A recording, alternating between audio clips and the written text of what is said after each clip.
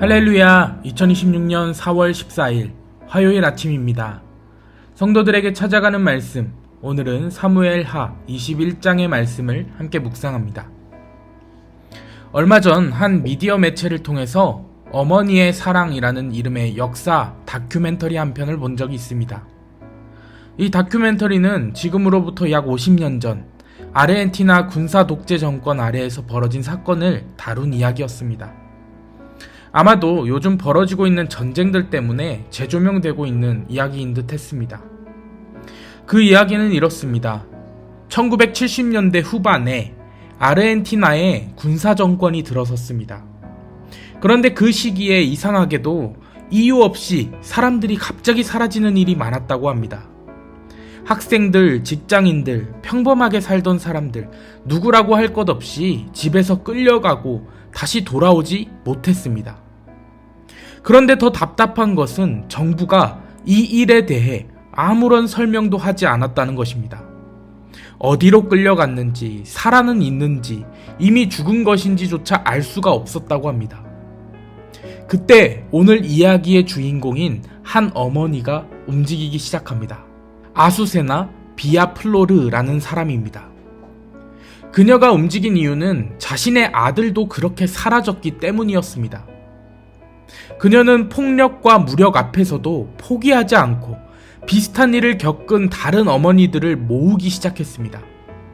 그리고 매주 한 번씩 같은 장소에 모이기 시작합니다.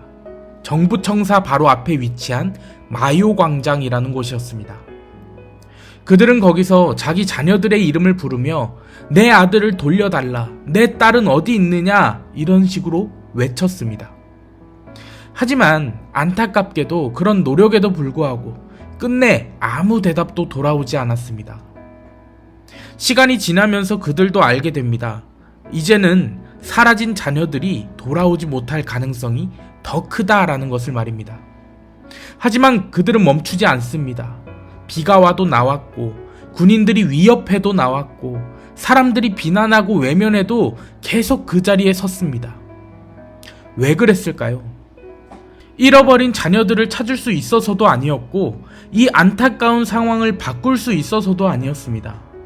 그 자리를 떠나지 않는 것, 마지막까지 포기하지 않는 것, 그것이 그들이 할 수 있는 마지막 사랑이었기 때문입니다. 사람은 때로 아무것도 바꿀 수 없는 그런 순간 속에서도 그 자리를 지키는 선택을 합니다. 그리고 그 선택에는 만 가지 이유보다 더 확실한 이름이 있습니다. 바로 사랑입니다. 오늘 우리가 함께 묵상하는 사무엘하 21장에는 한 어머니 리스바의 이야기가 등장합니다. 리스바는 사울의 첩이었고 두 아들을 둔 어머니였습니다. 그런데 이 두 아들이 어느 날 갑자기 죽임을 당하게 됩니다. 누군가에게 넘겨져서 공개적으로 처형당한 죽음이었습니다.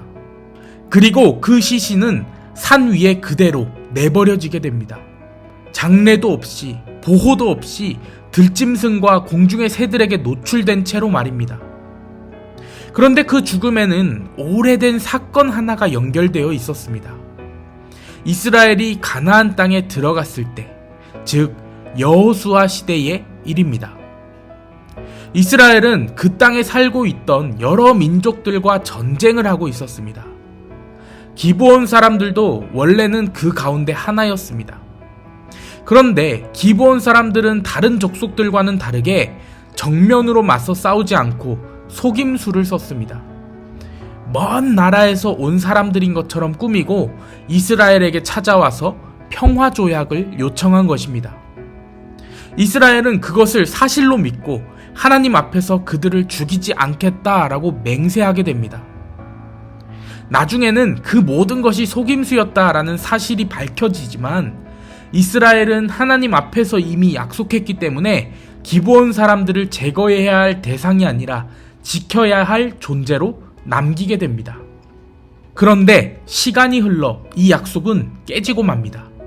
사울이 왕으로 있던 시기에 그가 기브온 사람들을 공격하고 죽이기 시작한 것입니다. 그 이유가 무엇이었는지 2절의 말씀을 보면 알 수 있습니다. 우리 함께 2절의 말씀 읽겠습니다. 기브온 사람은 이스라엘 족속이 아니요 그들은 아모리 사람 중에서 남은 자라.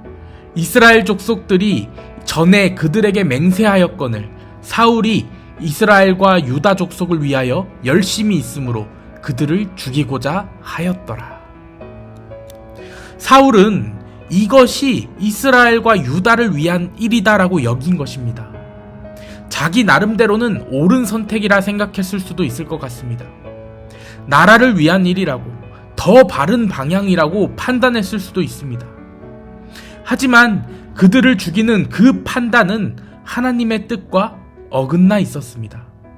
하나님 앞에서 이미 맺은 약속이 있었기 때문입니다. 하나님이 지키라고 맡기신 관계를 사람이 스스로 끊어버린 것이었습니다.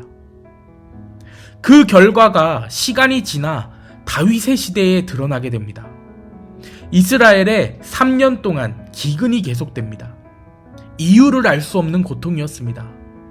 다윗은 이 문제를 그래서 하나님께 묻습니다.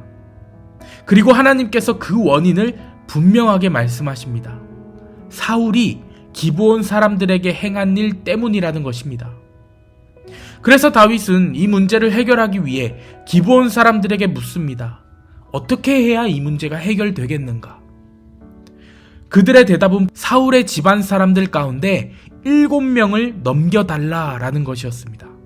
결국 사울의 후손 7명이 넘겨지게 되고 그들은 죽임을 당하게 됩니다.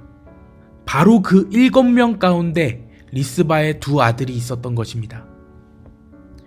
그녀는 자신의 아들들이 그렇게 죽임을 당하고 산 위에 버려졌다라는 소식을 듣습니다.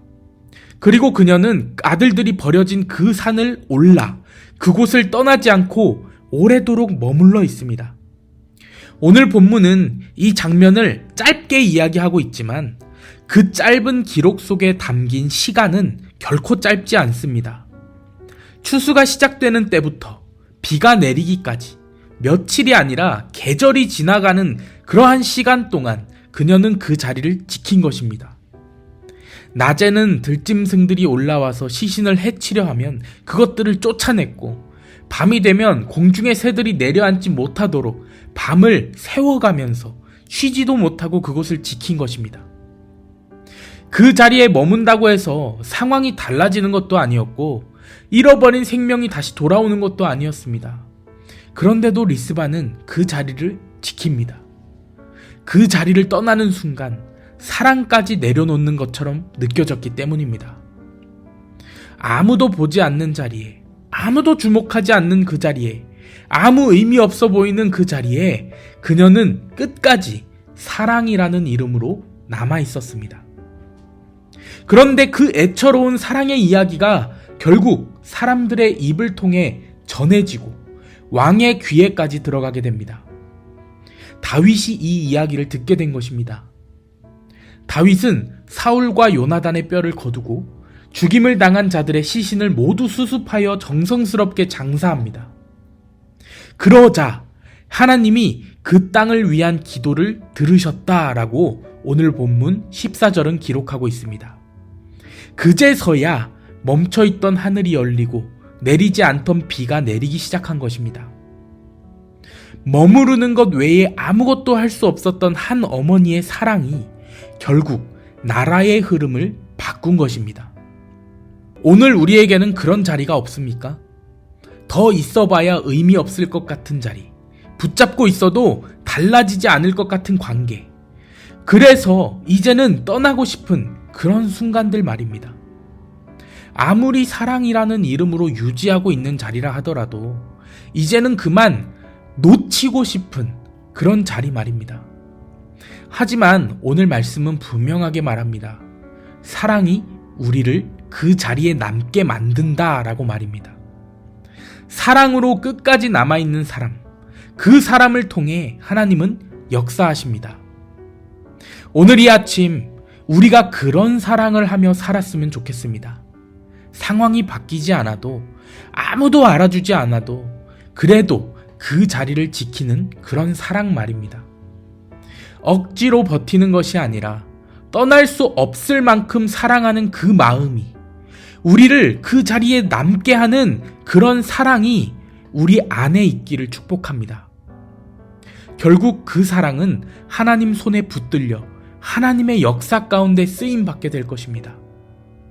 하나님께서 포기하지 않는 여러분의 사랑으로 하나님의 역사를 이루어 가신다라는 것을 믿으며 끝까지 사랑하며 살아가는 우리 모두가 되시기를 주님의 이름으로 간절히 축원합니다.